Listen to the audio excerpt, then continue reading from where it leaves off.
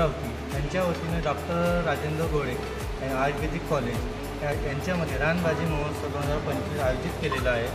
तरी माझे नाव शुभम मांडे, मी माझ्या शेतातल्या 15 वनस्पती ह्या आपल्या रानभाजी महोत्सवाला आणलेल्या आहे। तसेच माझ्या शेतातील गवती चहा, हळद, अद्रक, आंबाडीची भाजी, मेंथॉल म्हणजे पेपरमीट, अदुळसा, त्याची पानं इत्यादी साहित्य मी माझ्या शेतातले आणलेले आहे। नमस्कार, मी दिनकर सोनाजी कामतोडे, अंजनगाव बारी। रानभाजी उत्सव आत्मा कृषी विभागाचा आत्मा यांनी हे अरेंज केलेला दरवर्षी असतो। तालुका लेवलला राहतो, जिल्हा लेवलला राहतो। आवडीनं हिरिरीने याच्यामध्ये भाग घेतो। तर माझ्याकडे जवळपास मी आजच्या घडीला टोटल 18 भाज्याचं प्रदर्शनाकरता ठेवलेलं आहे आणि त्या 18च्या 18 भाज्या माझ्या बहुउपयोगी आहेत। मेन त्यातले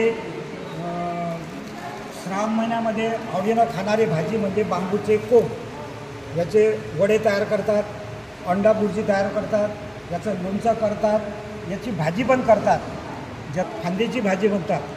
भारतामध्ये 1972ला खूप मोठा दुष्काळ पडला होता।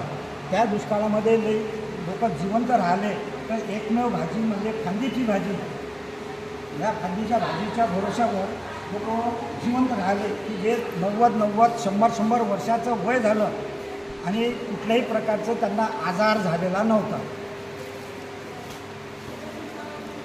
ही भाजी गुळवेल आहे।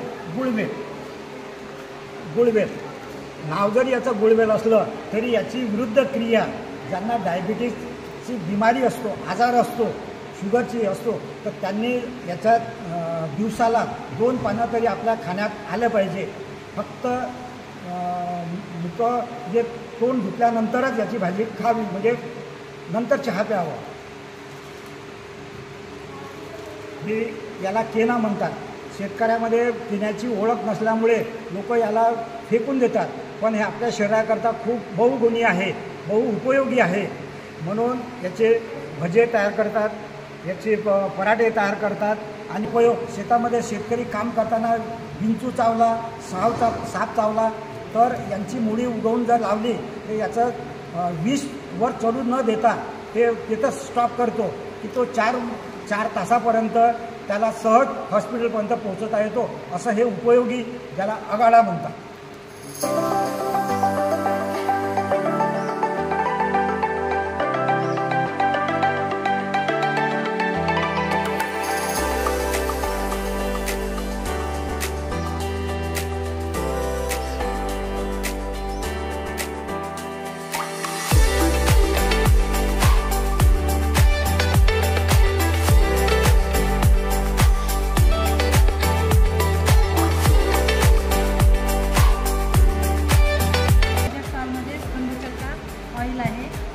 आणि मलम पण आहे खंडू चक्का आणि चिवची भाजी आणि चोपडे दोडके, कुंज आणि पेपरमिरची भाजी, करवंद, सुरई आणि त्याचे गुळवेलाची वेल माझ्या स्टॉलमध्ये आहे।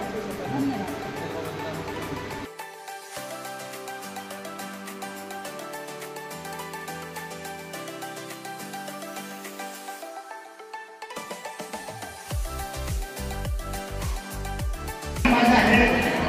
जवळपास जून ते सप्टेंबरपर्यंत खाल्ल्या पाहिजेत आणि याच्यामध्ये खूप प्रकारचे व्हिटॅमिन भरपूर काही असतं। याच्यामध्ये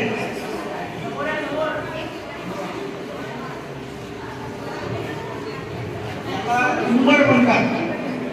साधारणपणे पिकल्यानंतर आपल्यापैकी कोणीही उंबर खाऊ शकत नाही।